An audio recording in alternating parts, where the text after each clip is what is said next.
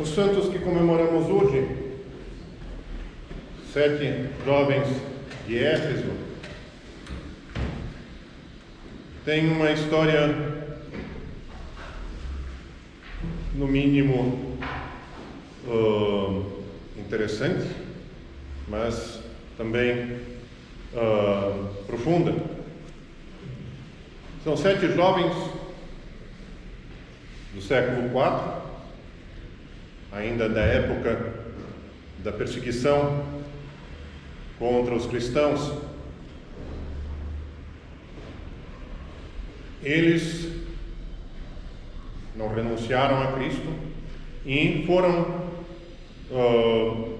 praticamente enterrados vivos em uma gruta, sendo que a porta da gruta foi selada, mas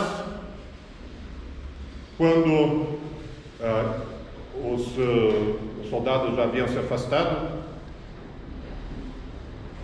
fiéis cristãos que conseguiram não ser perseguidos naquele momento, levaram até a gruta uma caixa com placas, com os nomes dos 7 jovens, a qual foi guardada, enterrada junto com eles na gruta. Passaram-se praticamente 200 anos, lá na época de Teodósio, o jovem, o imperador de Constantinopla.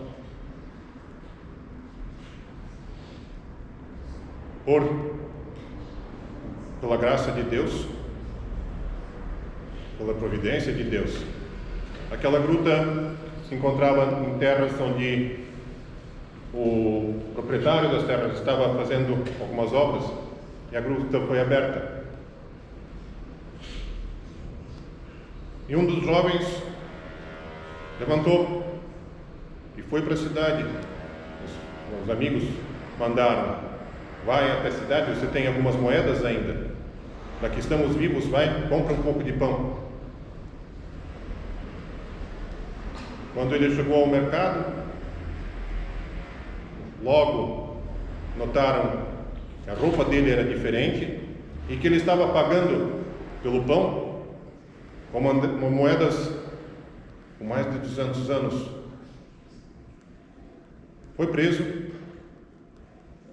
e queriam uma explicação onde ele havia encontrado aquelas moedas, onde estava o tesouro que ele estava escondendo.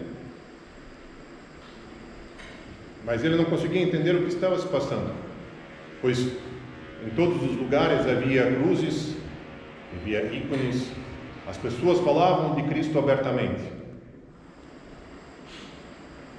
E exatamente num período em que a igreja estava sendo assolada por mais uma heresia,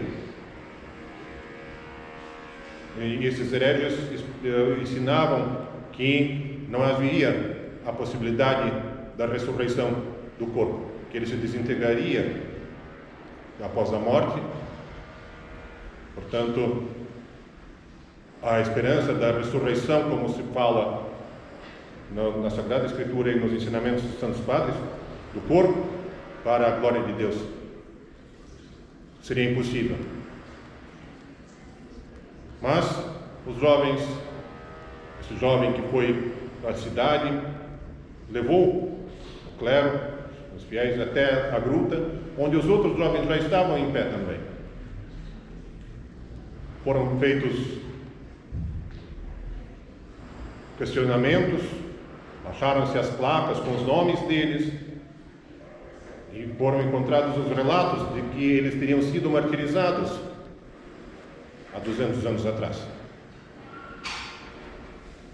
Vieram os bispos, conversaram com eles e depois que eles confirmaram toda a história, deitaram e entregaram as suas almas a Deus, já finalmente esperando a ressurreição no dia da vinda de nosso Senhor Jesus Cristo.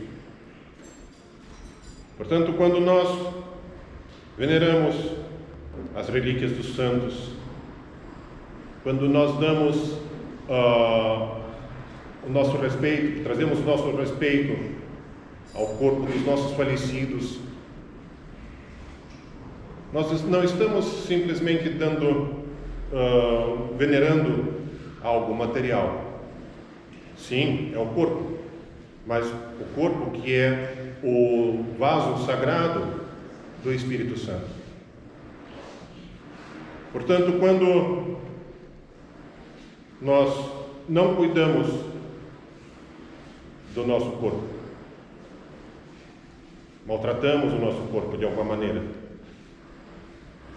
nós estamos maltratando o vaso do Espírito Santo. Claro, não devemos partir para outra extremidade, onde o culto do corpo, como acontece nos dias de hoje, acontece.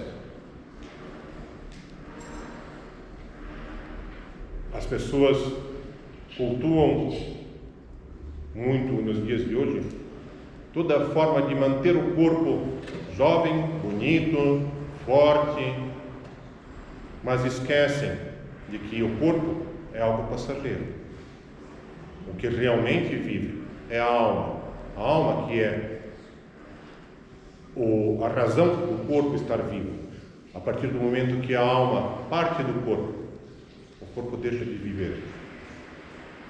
Por isso, nós não podemos esquecer que, em primeiro lugar, toda a nossa preocupação é com a salvação da nossa alma.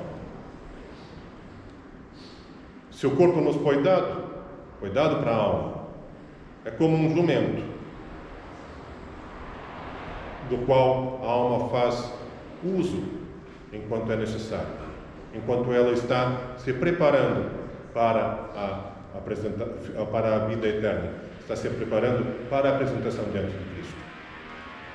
Por isso o corpo passa a ser um instrumento da alma, e não o contrário. A alma não é instrumento do corpo. Vamos lembrar disso no nosso dia a dia.